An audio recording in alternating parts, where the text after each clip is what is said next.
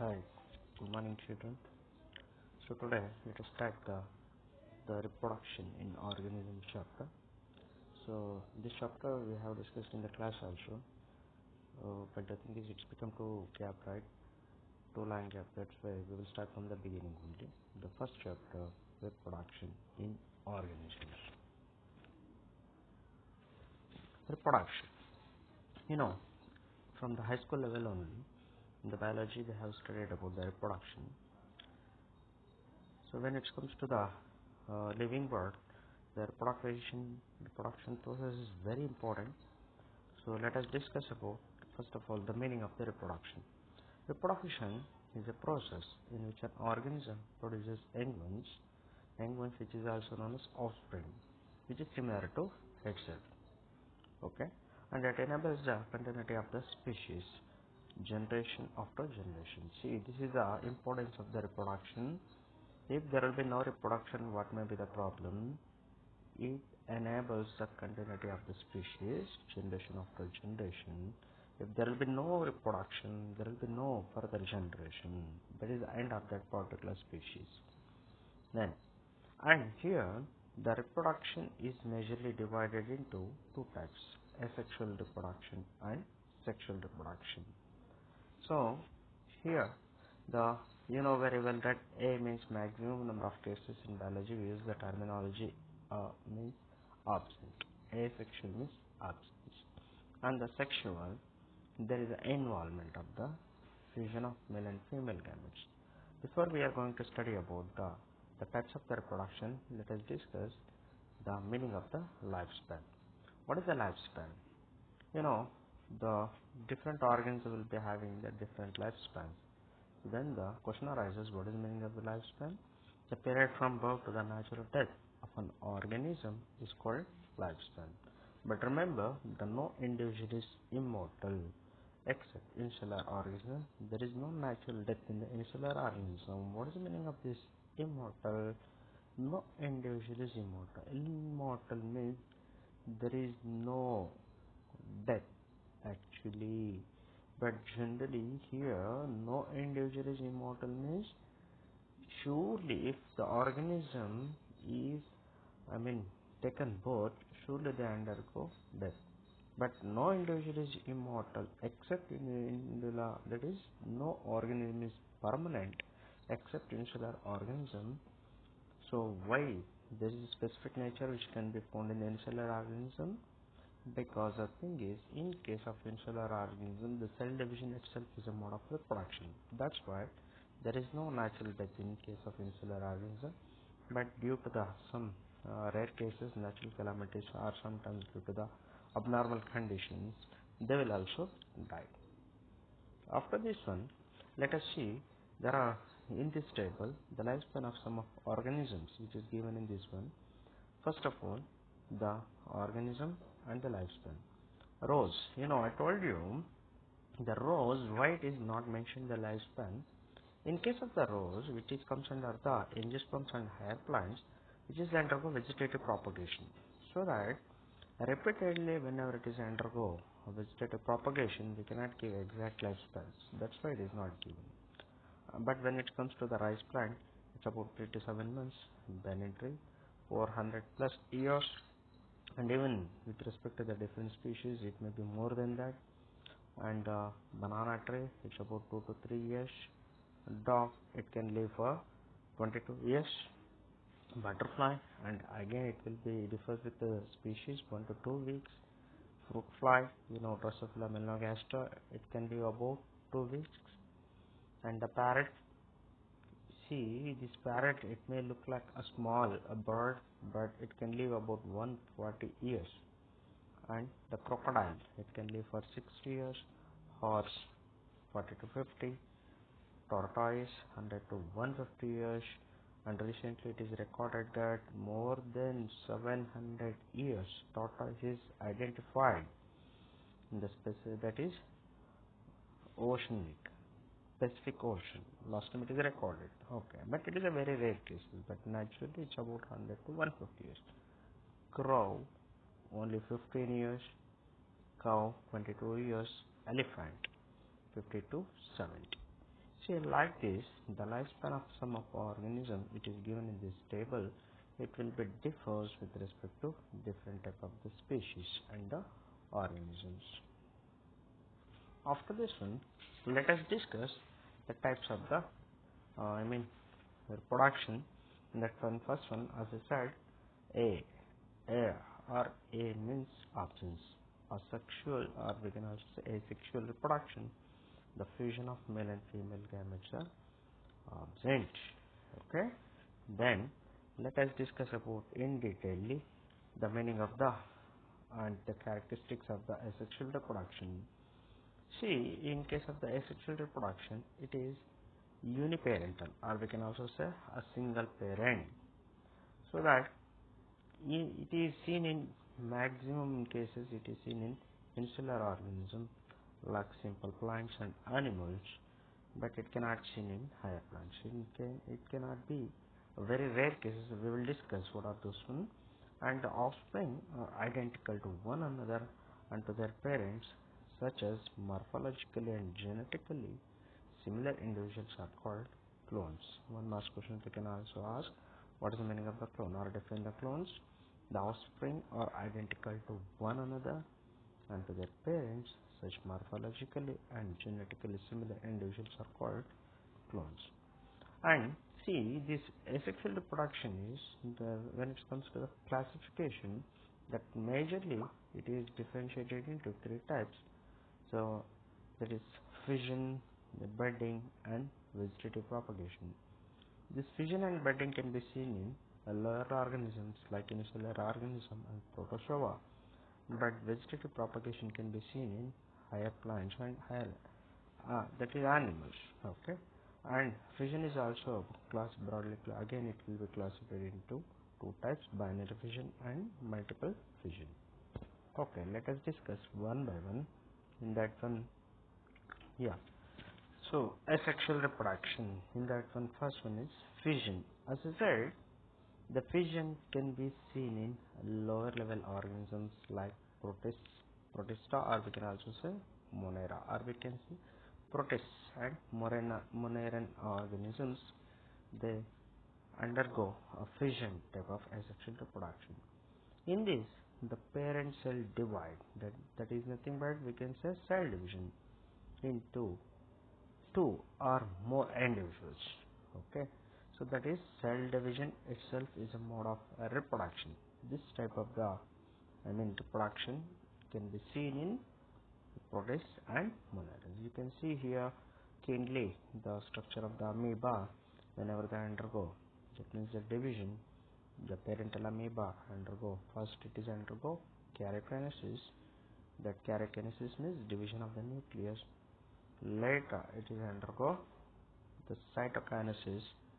So finally will be gives rise to the two, that is daughter cells or daughter cell amoeba we can say.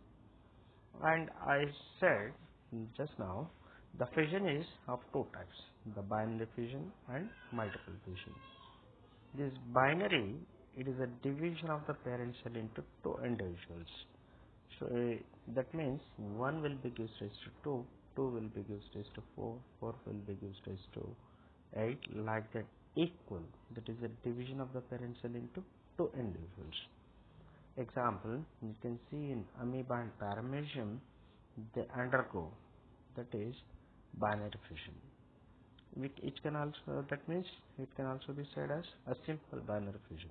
Multiple fission, it is a division of the parent cell into many individuals. That means the number we cannot give specifically. It will be split into the thousands, or sometimes it will be hundreds together. Depends upon the number. It will split open into the number of individuals. It is a division of the parent cell into many individuals. So this type of the division can be seen in Plasmodium amoeba. Okay. So in these cases we can see the multiple. Okay. Binary fission, it is also known as simple binary fission and multiple binary fission. Okay. In case of the EC competitive exams, they will ask that it is an example for binary fission, or they can also ask which one of the among is an example for the simple binary fission. Like that, they will give the name of the organisms. After that one, yeah, there is another type of asexual reproduction, budding. Budding, so when it comes to the, yeast, we can also see hydra and the sponges. The process is, of course, it's a budding only, but see, when it comes to the yeast and hydra, it is generally identified outside. That means it is a morphological, external morphological appearance. In this case, a bud appears and grows in the parent body. So, in case of the yeast and hydra, it is a morphological, external morphological body. But what about in case of the sponges? It is internal. See, it is a formation of the gemmules. So that formation of the gemmules inside the organisms. So you can see, this is the wonderful diagram. Why the modification like this? In case of the sponges, last year when we were studying about the phylums, they are very highly sensitive and the primary organism. They cannot survive. In extreme conditions. For the purpose of the survival, that is during the part of evolution, it's a modification. So in this, the budding, a bud appears and grows in the parent body. After maturation, it is detached from the parent body and to form a new individuals. When it is become mature, split open from the parental body and start growing as a separate individuals. This can be seen in the sponges, hydra and yeast. After this one, as I said, asexual reproduction not only seen in the lower level organism, it can also be seen in higher organisms. Very best example, the asexual reproduction, it can be seen in higher plants also. So this type of the asexual reproduction in higher plants, it is also known as vegetative propagation. What is the meaning of vegetative propagation? It is the production of offspring from vegetative parts, or we can also say vegetative propagules in plants. The propagules, they are nothing but units of vegetative propagation. They are also known as the different parts of the plant body. Because it is not all, same in all the plants, it is different in different plants. For example, if you take an example of the vegetative propagation in different plants, in case of the potato, we can see the buds, the eyes of the potato. It is also known as potato tuberous, will be gives rise to the new plantlets. For example, generally must have observed, if we keep that potato for longer duration in the moist area in dark chambers, there is a small eye-like structures appears. Without damaging that buds, if we are able to cut into number of pieces and will sow in the soil, each and even individual a part or the pieces will be gives rise to the new plants. And after this one, you must have experienced repeatedly rhizome of the banana and the ginger. So this is actually, what is this rhizome? Yes. So this is actually undergone stem modification. It is undergone stem modification. So these rhizomes of the banana and the ginger will be containing nodes and internodes.